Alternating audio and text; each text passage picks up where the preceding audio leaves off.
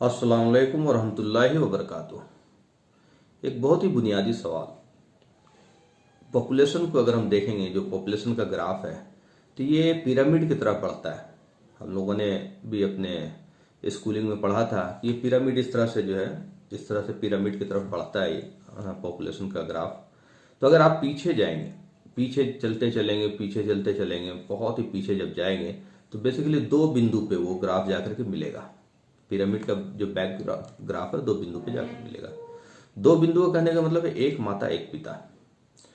ये एक बहुत ही अहम बात है, बहुत ही इंपॉर्टेंट बात है इंसानियत के लिए, ह्यूमैनिटी के लिए, कि सारी इंसानियत चाहे वो अंग्रेज हो, चाहे वो इंडियन हो, चाहे वो अफ्रीकन हो, चाहे वो काला हो, चाहे वो गोरा हो, चाहे चाइनीज हो, चाहे जापानीज हो, चाहे रशियन हो, सारी इंसानियत एक माता पिता के संतान है। ये कितना बड़ा एहसास है, कितनी बड़ी फीलिंग है ये कि हम एक ही माता पिता के संतान हैं। सारी इंसानियत एक माता पिता के संतान, जिसको हम आदम अलैहिस्सलाम एंड हव्वा कह रहे हैं।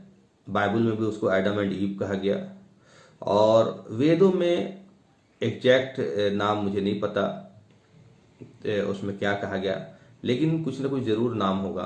कई जगह लोग मनु और शत्रुपा भी बोलते हैं, लेकिन हम हैं एक ही माता पिता के संतान। चाहे नाम कुछ भी ले, ये बात तो एस्टेब्लिश्ड है कि सारी इंसानियत एक माता पिता के संतान है। तो एक माता पिता के संतान आपस में क्या होंगे? खूनी रिश्तेदार होंगे, एक दूसरे के भाई होंगे। तो एक दूसरे के भाई या खूनी रिश्तेदार होने के नाते आपस में मोहब्बत होनी चाहिए। जैसे हम अपने माता पिता, भाई बहन, अपने दोस्त, अपने बेटा बेटी, जिस दादा दादी, नाना नानी, जो रिश्तेदार हैं, जो दोस्त हैं, उनसे मोहब्बत करते हैं जिस तरह से, उसी तरह से होनी चाहिए सारी इंसानियत से मोहब्बत। ये हकीकी, ये कोई छुपी हुई बात नहीं है, ये हकीकत है। ये कुरान भी इसका हमें ज्ञान देता है कि तुम सब एक ही माता पिता के संतान, और एक माता पिता के संतान होने के नाते हमें आपस में मोहब्बत होनी चाहिए। और एक माँ अपने दो बच्चे को दो अलग अलग ज्ञान नहीं देती। एक को कहेगी बेटा तू चोरी कर, एक को कहेगी बेटा तू चोरी बुरा है, एक को कहेगी बेटा तू इसकी उपासना कर, एक को कहेगी बेटा इसकी उपासना मत कर। जो भी ज्ञान होगा, सत्य का ज्ञान जो होगा, तो वो एक ही होगा। और एक माँ अपने दो बच्चों को दो अलग ज्ञान नहीं देगी, एक बाप अपने दो बेटों को दो अलग ज्ञान। तो क्या आदम अलैहिस्सलाम का जो ज्ञान था वो सारी इंसानियत के लिए एक ही होगा या अलग अलग होगा? एक ही होगा, दो नहीं हो सकता। और उनका ज्ञान क्या था? उनका ज्ञान, आदम अलैहिस्सलाम का जो ज्ञान था अपने संतान के लिए, जब आदम अलैहिस्सलाम को स्वर्ग से दुनिया में उतारा गया, आदम एंड हव्वा अलैहिस्सलाम को हमें मालूम है कि आदम एंड हव्वा अलैहिस्सलाम को स्वर्ग से दुनिया में उतारा गया। हमारा असल घर स्वर्ग है और वहीं हमें लौटना है।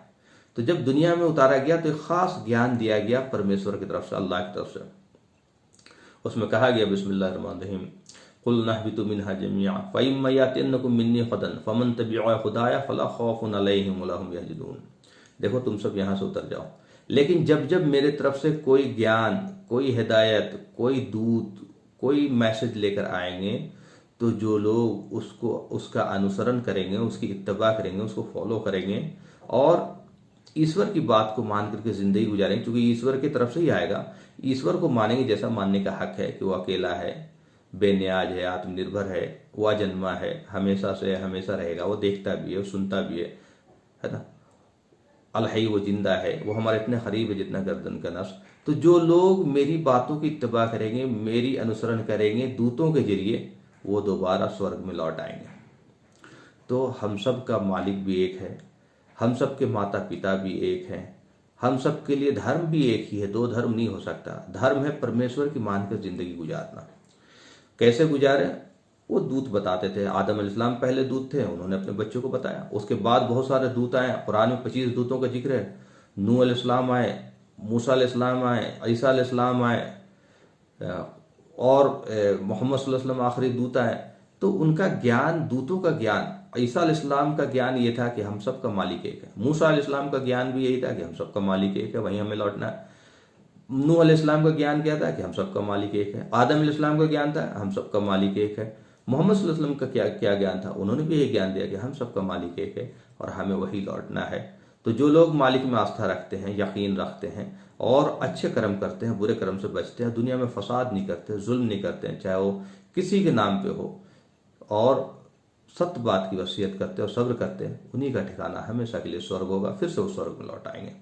ये बात हमारे लिए बहुत ही इंपॉर्टेंट है, हम सबको सोचना चाहिए, विचारना चाहिए, क्योंकि मृत्यु जो है जीवन का सत्य है, चाहे वो अमीर हो, चाहे गरीब हो, चाहे अरबपति हो, चाहे खरबपति हो, चाहे बादशाह हो, चाहे फकीर हो, ये जीवन का सत्य है, हमें वहीं लौटना है। तो हमें पता होना चाहिए कि वहाँ लौटने के बाद क्या होगा। ऐसा ना हो वहाँ जाने के बाद हमें पता चले कि हमें जो करना था वो किया नहीं, तो बहुत अफसोस होगा और फिर उस अफसोस का कोई फायदा नहीं, और हमारा ठिकाना बाय डिफॉल्ट नर्क हो जाएगा।